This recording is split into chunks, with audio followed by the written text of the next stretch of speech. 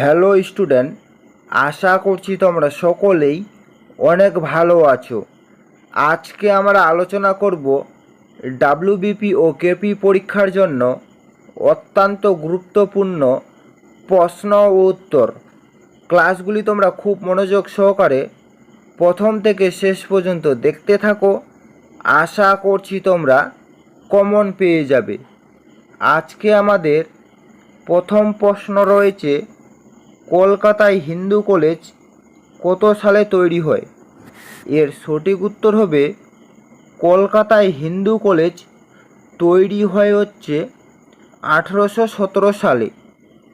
তারপরে চলে যাব পরবর্তী নাম্বার কোশ্চেনে। দ্বিতীয় নাম্বার কোশ্চেন রয়েছে, ভারতের উদ্যান নগরী কাকে বলা হয়? ভারতের উদ্যান নগরী কাকে বলা হয়?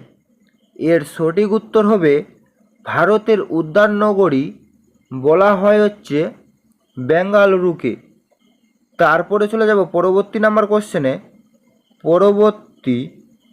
তৃতীয় নাম্বার কোশ্চেন রয়েছে, কোন গ্রহকে স্বর্গের দেবতা বলা হয়? এটা কিন্তু একটি অত্যন্ত ইম্পর্টেন্ট একটি কোশ্চেন রয়েছে, কোন গ্রহকে স্বর্গের দেবতা বলা হয়?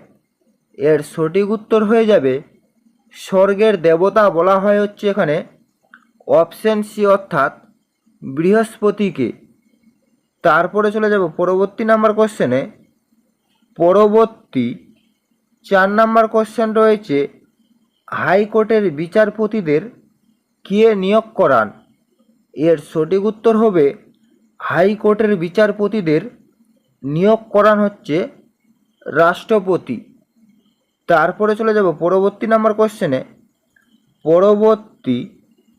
5 নাম্বার কোশ্চেন রয়েছে, কোন নদীকে অন্ধ্রপ্রদেশের জীবনরেখা বলা হয়?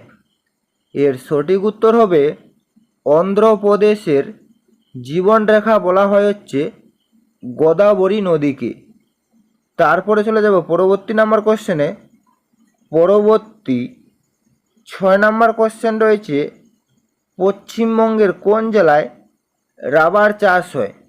এর সঠিক উত্তর হবে পশ্চিমবঙ্গের জলপাইগুড়ি জেলায় রাবার চাষ হয়। তারপরে চলে যাব পরবর্তী নাম্বার কোশ্চেনে। 7 নাম্বার কোশ্চেন রয়েছে, মুখ দেখার দর্পণ কী ধরনের দর্পণ? এটাও একটি অত্যন্ত ইম্পর্টেন্ট একটি কোশ্চেন রয়েছে, মুখ দেখার দর্পণ কী ধরনের দর্পণ? এর সঠিক উত্তর হয়ে যাবে মুখ দেখার দর্পণ এখানে অপশন সি অর্থাৎ সমতল দর্পণ। তারপরে চলে যাব পরবর্তী নাম্বার কোশ্চেনে। 8 নাম্বার কোশ্চেন রয়েছে, নিচের কোনটি ভারতের বৃহত্তম রাজ্য? এর সঠিক উত্তর হবে ভারতের বৃহত্তম রাজ্য রাজস্থান রাজ্যটি। তারপরে চলে যাব পরবর্তী নাম্বার কোশ্চেনে।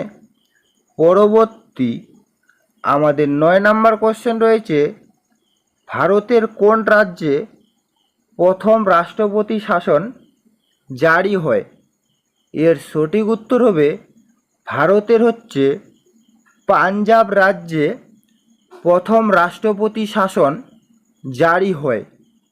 তারপরে চলে যাব পরবর্তী নাম্বার কোশ্চেনে। 10 নাম্বার কোশ্চেন রয়েছে, রক্তের কোন গ্রুপকে সর্বজনীন দাতা বলা হয়? এর সঠিক উত্তর হয়ে যাবে রক্তের গ্রুপ ওকে সর্বজনীন দাতা বলা হয়। তারপরে চলে যাব পরবর্তী নাম্বার কোশ্চেনে।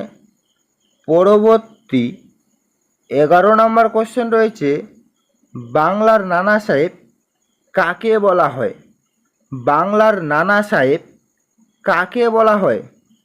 এখানে 4টি অপশন দেওয়া রয়েছে, বাংলার নানা সাহেব কাকে বলা হয়?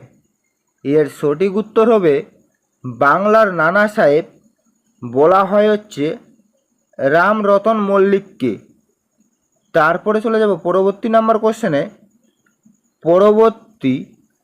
12 নাম্বার কোশ্চেন রয়েছে, কথাকলি কোন রাজ্যের নৃত্য? এটা কিন্তু একটি অত্যন্ত ইম্পর্টেন্ট একটি কোশ্চেন রয়েছে। কথাকলি কোন রাজ্যের নৃত্য? এর সঠিক উত্তর হবে কথাকলি হচ্ছে কেরল রাজ্যের নৃত্য। তারপরে চলে যাব পরবর্তী নাম্বার কোশ্চেনে। পরবর্তী আমাদের 13 নম্বর কোশ্চেন রয়েছে, ভারতের প্রথম হাইকোর্ট কোনটি? এর সঠিক উত্তর হয়ে যাবে ভারতের প্রথম হাইকোর্ট হচ্ছে কলকাতা হাইকোর্ট। আর তোমরা কমেন্টের মাধ্যমে জানাও নবীনতম হাইকোর্টের নাম কি। তারপরে চলে যাব পরবর্তী নাম্বার কোশ্চেনে। পরবর্তী 14 নম্বর কোশ্চেন রয়েছে, নোবেল পুরস্কার প্রথম দেওয়া কত সালে? এর সঠিক উত্তর হবে নোবেল পুরস্কার প্রথম দেওয়া হয় হচ্ছে 1901 সালে। তারপরে চলে যাব পরবর্তী নাম্বার কোশ্চেনে।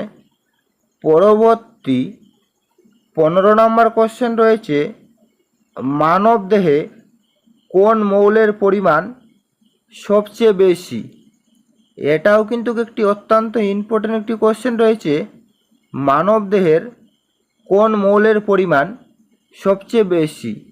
এর সঠিক উত্তর হবে মানব দেহে হচ্ছে অক্সিজেন মৌলের পরিমাণ সবচেয়ে বেশি। তারপরে চলে যাব পরবর্তী নাম্বার কোশ্চেনে।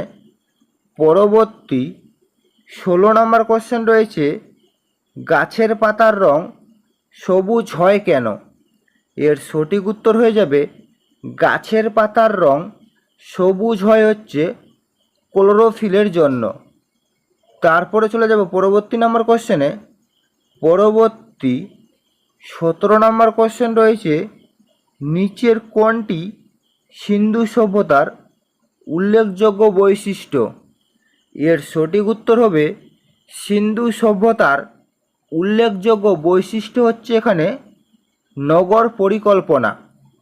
তারপরে চলে যাব পরবর্তী নাম্বার কোশ্চেনে। পরবর্তী 18 নম্বর কোশ্চেন রয়েছে, পশ্চিমবঙ্গের প্রথম মুখ্যমন্ত্রী কে ছিলেন?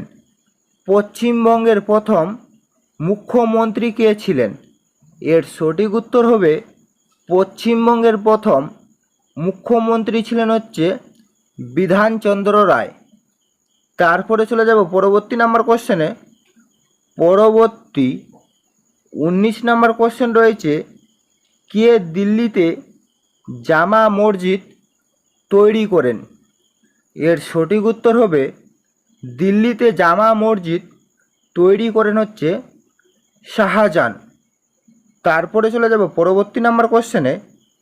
পরবর্তী আমাদের লাস্ট 20 নম্বর কোশ্চেন রয়েছে, বায়ুমণ্ডলের নাইট্রোজেনের পরিমাণ কত? এর সঠিক উত্তর হয়ে যাবে বায়ুমণ্ডলের নাইট্রোজেনের পরিমাণ হচ্ছে 78%। এই ছিল মূলত আজকের আপডেট। যদি তোমাদের ভিডিওটি ভালো লেগে থাকে তাহলে অবশ্যই লাইক, কমেন্ট এবং শেয়ার করে দিবেন।